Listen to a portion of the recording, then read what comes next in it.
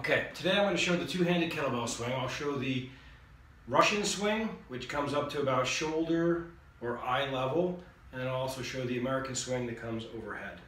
Okay, some key components to keep in mind when you're doing the kettlebell swing is shoulders are always externally rotated, so you pull them back. Okay, you rotate them back into the shoulder cavity and keep them in that position. Okay, so like you're breaking the kettlebell handle or breaking the bar. Okay, the other thing is you keep a really nice flat back, a nice arch in the back, never round the thoracic up here, never round the lumbars, never let the shoulders get pulled forward. These are all some key things. Another thing that I see some variation on, but ideally and biomechanically it would be better if you're able to keep your shins vertical or as vertical as possible throughout the movement. Because the biomechanics for a kettlebell swing are the same as a deadlift. The hips hinge and then we push the hips forward. Okay, so we open the hips. All right, so it's a hip hinge and forward. The only difference is instead of using a barbell for a deadlift, we have an implement called a kettlebell that we push through the legs and then drive with the hips. But again, the drive is the same and the positioning is the same.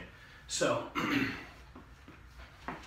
we hike the kettlebell through, drive with our hips, drive with our hips. We keep our shoulders locked, but we keep our arms loose and we don't Hulk grip the kettlebell. So if we watch from the side, watch my shins, if you can see my shins from there. There's a little gimbal in the shins, but really not a ton, okay? The arms stay nice and loose. If you feel it in your shoulders, you're not doing it right. This is not a front raise. This is all hip drive, okay? And as you see, as I hike back, look at my shins. I drive forward, so the shins stay nice and vertical, driving with the hips.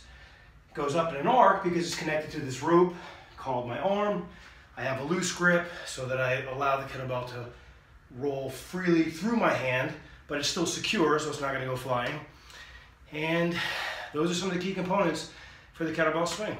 Now, for the American swing, it's the exact same thing, except I'm going to drive, and I'm going to drive a little more forcefully, stopping it just above my head, shoulders just about at the ears, or arms just about at the ears, okay? Now with this one, make sure we're using hip drive, okay? Just drive more forcefully, but control with your shoulders so it doesn't go overhead.